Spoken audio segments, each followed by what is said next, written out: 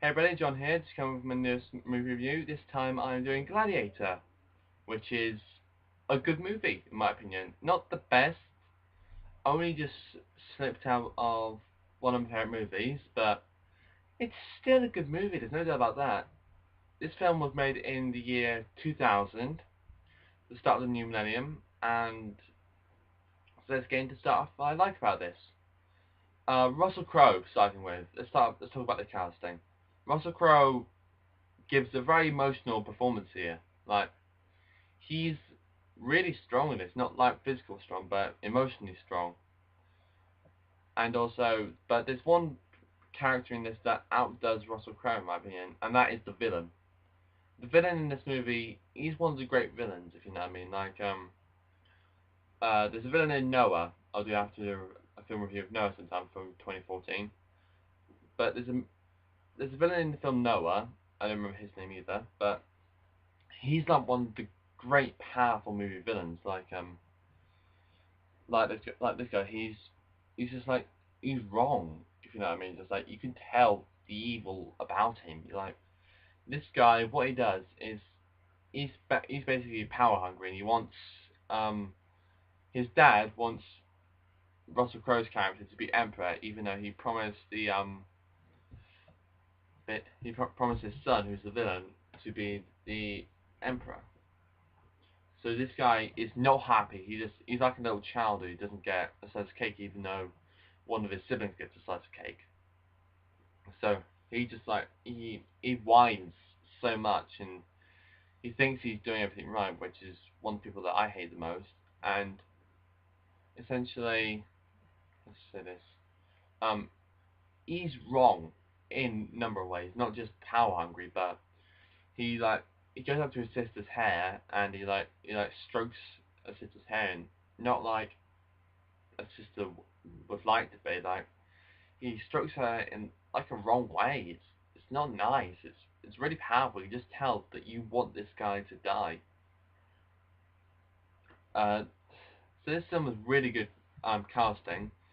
Also, what else is great about this is the locations and the setting, which there's a lot. This is a very big movie in the case of traveling. You got Rome and Italy, seeing how this is Roman era, but you've also got North Africa and Germany, and I think somewhere just in the middle of France when you're on a carriage. Bear in mind that I watched the extended edition, not just the basic movie, so this might not be part of the actual thing. So this is a massive movie. There's no about this is, That's no doubt about that. And the final thing I like about this is the music, the score is phenomenal.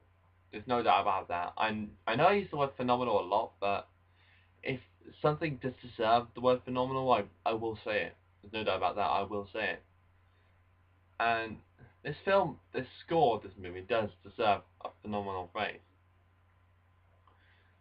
And basically, that wraps up the good points. But now let's get into the bad ones. I'm going to be nitpicking here. There's no doubt about that. I am going to be nitpicking. Uh, there's no giraffes in North Africa, and the Romans never made it down that far, so I don't understand how there can ever be giraffes in North Africa. I think it was like Libya where they were, or Algeria, one of the countries up there. But another thing I don't like is, yeah, sure, this is a massive movie, there's no doubt about that, but we're an English audience, well, I am, and basically anyone from England and America is. So can you please translate from North African to English and also from German to English? Might help us understand the plot a little bit more. Another thing I don't like is when Russell Crowe shouts out, "Are you not entertained?"